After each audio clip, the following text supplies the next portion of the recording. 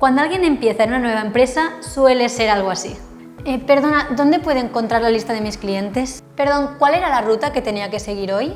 ¿A quién tenía que preguntarle? Perdona, es que tengo un problema, no entiendo exactamente qué vendemos. Lo sé, incorporarse a una nueva empresa siempre es difícil al principio. Las empresas B2B a menudo no son capaces de hacer un proceso de onboarding que sea fluido, y cuando se trata de comerciales la cosa puede alargarse muchísimo. Aprenderse el catálogo, conocer todas las rutas y las estrategias de venta, aprender a rellenar el CRM, podrían ser meses. Y te preguntarás, ¿existe una realidad alternativa en la que esto no sea así?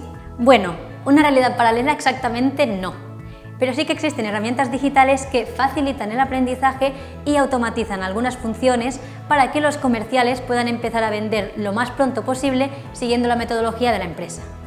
Además, el nuevo trabajador podrá acceder a los contenidos de marketing y conocer mejor la marca sin necesidad de recibir físicamente carpetas, dosieres y catálogos, que no ocupan poco.